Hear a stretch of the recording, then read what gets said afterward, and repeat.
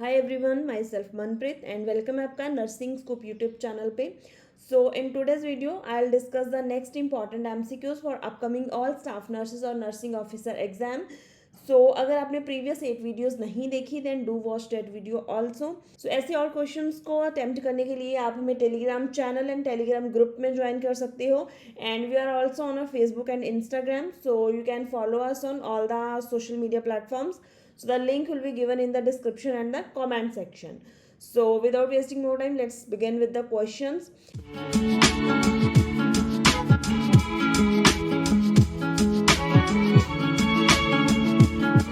So part 8 video में हमने Burns के क्वेश्चंस स्टार्ट करे थे, तो बर्न्स से ही स्टार्ट करेंगे एंड एंड करेंगे इसको एंडोक्राइन सिस्टम के साथ.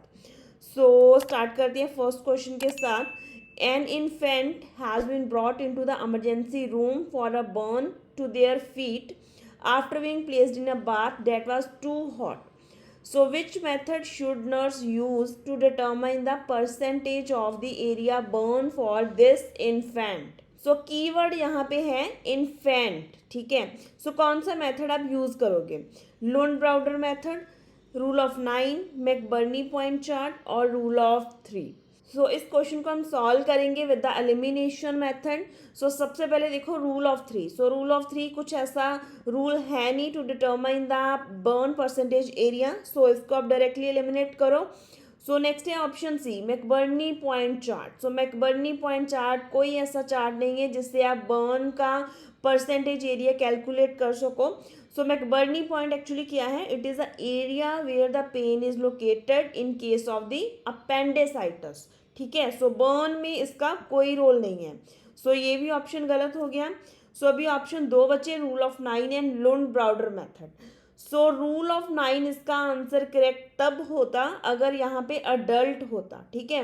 सो इन केस ऑफ अडल्ट हम रूल ऑफ 9 यूज करते हैं, बट यहाँ पे इन्फेंट लिखा है. सो इन्फेंट्स के लिए जो हम मेथड यूज करते हैं to calculate the burn area percentage, that is the Lund and Browder chart. So इस क्वेश्चन का राइट आंसर बन गया option A. So with this moving towards the next question. So the next question is, triage nurse takes a call from a client who has been burned while trying to do some electrical wiring. So the nurse asks the client for more information. So which data from a client would indicate they have suffered a second degree burn? So आपने second degree burn का characteristic feature यहाँ पे find out करना है.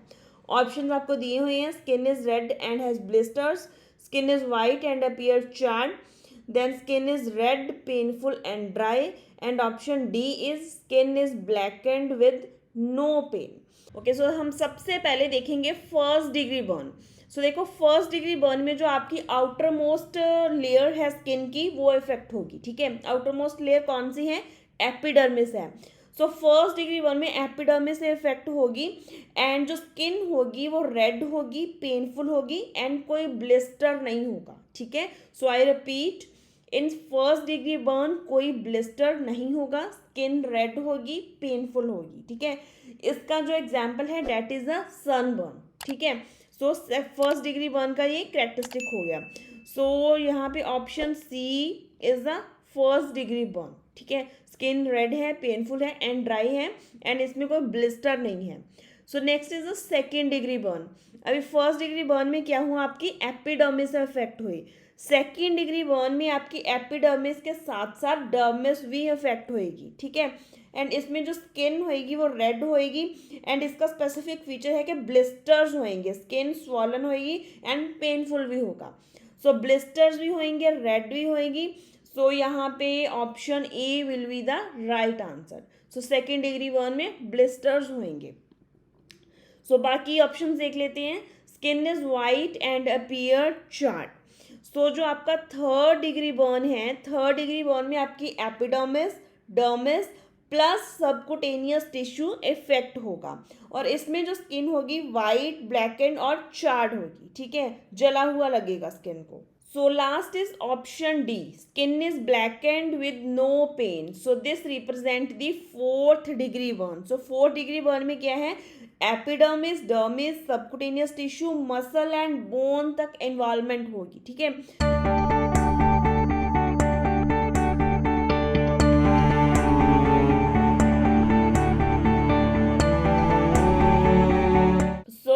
4th degree burn में क्या होगा, जो अब नर्व एंडिंग्स है वो डिस्ट्रॉयड हो जाएंगी। अब नर्व एंडिंग्स डैमेज होगी तो क्या होएगा, पेशेंट को पेन नहीं होगा और स्किन क्या है, ब्लैकन्ड लगेगी। सो यहाँ पे राइट आंसर इस क्वेश्चन का बन गया ऑप्शन ए। आई होप आपको first, second, third and 4th degree burn के स्पेसिफिक फीचर समझ आ गए होंगे। So next question is, a client who has been severely burned in accident has brought into the emergency department, so the physician ordered a regime to begin a fluid resuscitation. So which type of fluid would nurse most likely use as a part of fluid resuscitation following the burn injury? So after the burn injury कौन सा fluid हम mostly use करते हैं for the fluid resuscitation? So these are the options.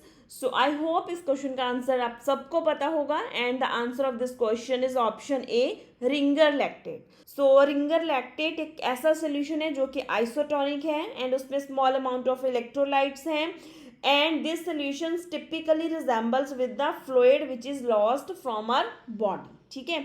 सो इसलिए Ringer lactate is the most preferred fluid given to the patient with burns, ठीक है जी। So the right answer of this question is option A. Okay, so with this, moving towards the next question, and the question is, a nurse is working in a pediatric ICU with a 3-year-old child who has a burn injuries over 75% of the body. So 75% area burn हो चुका है. So the nurse recognize the client at risk of which of the following complications, select all that apply. सो जितनी भी complications हो सकती हैं with the patient who is having a 75 degree burn, वो आपने सेलेक्ट करनी है। सो 75 डिग्री एरिया बर्न हो चुका है, तो सबसे पहले जो प्रायोरिटी बनेगी एंड जो कॉम्प्लिकेशन हो सकती है that can be the airway compromise. So यहाँ पे A is the right answer. So next है hyperthermia. So in case of burn, there is a risk of the hypothermia, decreased body temperature. So option B will not be the answer. So next option C is the infection. So we all know the skin act as a protective barrier and यहाँ पे 75% area burn हो चुका है. So obviously the patient will be at increased risk of the infections. So next है hypovolaemia. सो क्या है कि patient का 75% एरिया बर्न हो चुका है एंड जो फ्लूइड होगा वो वुंड के थ्रू लॉस होगा। सो इस केस में हाइपोवोलीमिया होगा and that is the reason कि fluid resuscitation is the most important in a post burn time, ठीक है। So option E is the hyperglycemia. So hyperglycemia in severely burned patient result from a number of factors. So इस time पे glucose की production increase हो जाती है, glucose का Uptake decrease हो जाता है, क्लियरेंस रिड्यूस हो जाती है एंड इंसुलिन रेजिस्टेंस आती है। So due to this hyperglycaemia can be the complications in post burn time. So here the correct options are option A, C, D and E. So let's move to the next question. So next question is, the nurse is providing the fluid resuscitation to a child. Weight है उसका 19 kg and जो burn area percentage है that is 38%. So according to Parkland formula, how many total millilitre of lactate Ringer will be administered to this client. So यहाँ पे आपको wait दिया हुआ है, परसेंटेज जो बर्न है वो भी दिया हुआ है एंड आपने पार्कलैंड फॉर्मूला लगाना है यहाँ पे. सो लास्ट वीडियो में हमने सिमिलर सा क्वेश्चन डिस्कस करा था पार्कलैंड फॉर्मूला का. सो अगर आपको पार्कलैंड फॉर्मूला पता है कैसे लगाना है क्या है, देन वैल्यूज पुट करो उस फॉर्मूला में एंड आपका जो आंसर है वो कमेंट डाउन करो इन अ कमेंट सेक्शन. सो अगर नहीं पता है देन आप प्रीवियस वीडियो पार्ट 8 वाली वीडियो देख लेना, उसमें आपको पता चल जाएगा क्या है पार्कलैंड फॉर्मूला. सो नेक्स्ट क्वेश्चन देखते हैं. Next question is from endocrine system. So the nursing instructor asked the student to describe the pathophysiology that occurs in a Cushing syndrome. So which statement by the student indicates the accurate understanding of this disorder? So the options are, Cushing syndrome result from the over secretion of insulin. So insulin का कोई role नहीं है इसमें, so this option is wrong. So next है Cushing syndrome result from the under secretion of corticotropic hormones. सो जो Cushing syndrome है इसमें over secretion होती है कॉर्टिसोल की. सो जो ग्लूकोकॉर्टिकॉइड मिनरल कॉर्टिकॉइड्स हैं उनका लेवल ज़्यादा हो जाता है, ओवर सिक्रीशन होती है, ठीक है. So this option is wrong. So next है Cushing syndrome result from under secretion of mineralocorticoids. So अभी मैंने बताया मिनरलोकॉर्टिकॉइड्स की सक्रीशन ओवर हो जाती है, ज़्यादा हो जाती है।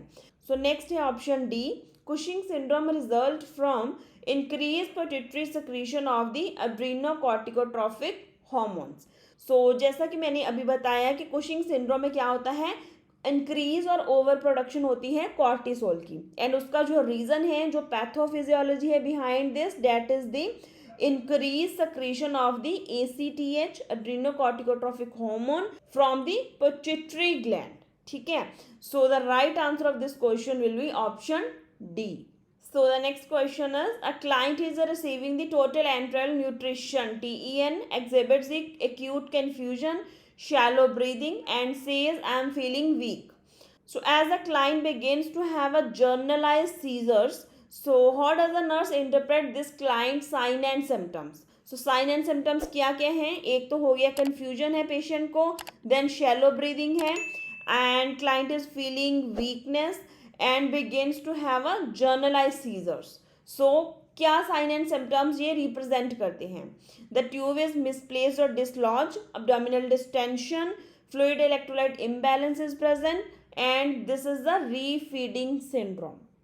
So the right answer of this question is option D, refeeding syndrome.